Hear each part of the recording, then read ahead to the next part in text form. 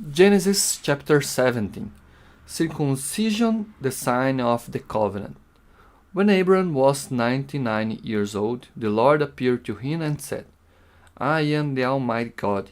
Obey me and always do what is right. I will make my covenant with you and give you many descendants.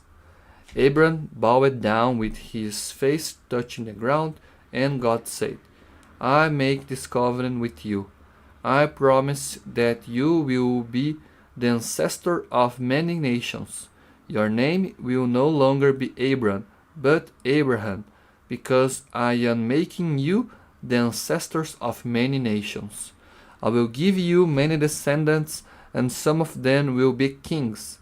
You will have so many descendants that they will become nations. I will keep my promise to you and to your descendants in future generations as an everlasting covenant. I will be your God and the God of your descendants. I will give to you and to your descendants this land in which you are now a foreigner. The holy land of Canaan will belong to your descendants forever, and I will be their God. God said to Abraham, You also must agree to keep the covenant with me, both you and your descendants in future generations. You and your descendants must all agree to circumcise every male among you.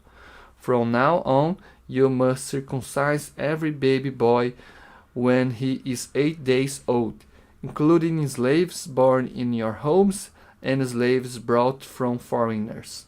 This will show that there is a covenant between you and me. Each one must be circumcised, and this will be a physical sign to show that my covenant with you is everlasting. Any male who has not been circumcised will no longer be considered one of my people, because he has not kept the covenant with me. God said to Abraham, You must no longer call your wife Sarai. From now on her name is Sarah. I will bless her, and I will give you a son by her. I will bless her, and she will become the mother of nations, and there will be kings among her descendants.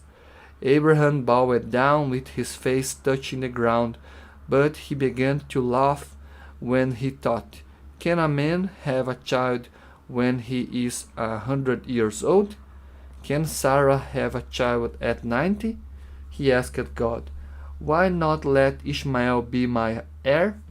But God said, No, your wife Sarah will bear you a son, and you will name him Isaac. I will keep my covenant with him and with his descendants forever.